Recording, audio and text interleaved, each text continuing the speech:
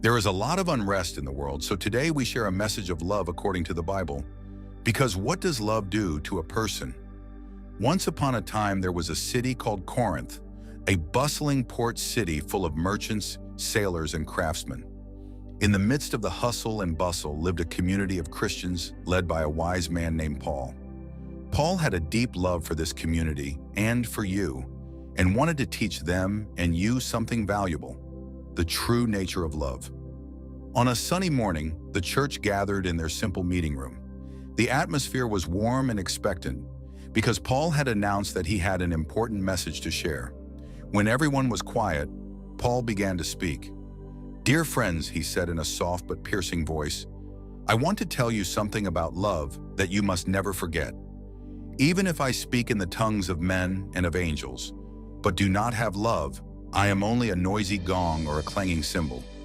If I have the gift of prophecy and understand all mysteries and knowledge, and if I have faith enough to move mountains, but do not have love, I am nothing.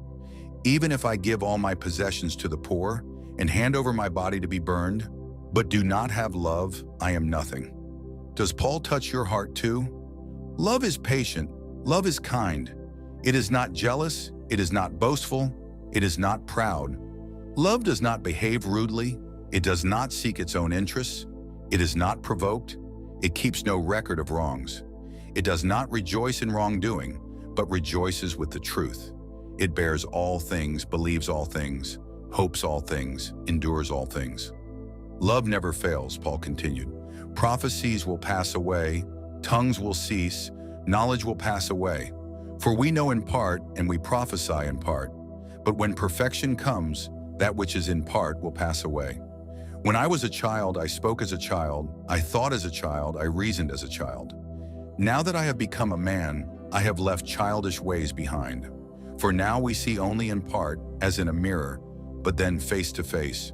Now I know in part, but then I will know completely, even as I am fully known."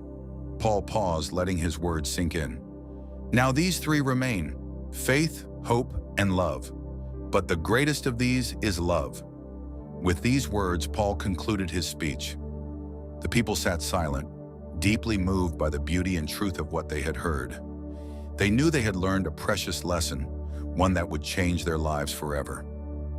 Think about it. Despite everything that is happening in the world today, we will also make a video about that soon, but don't forget to give love, because love conquers all. Thanks for watching this special message from Corinth. Spread some love in the comments. A thumbs up is appreciated. Save this video for later, and above all, spread the message of love.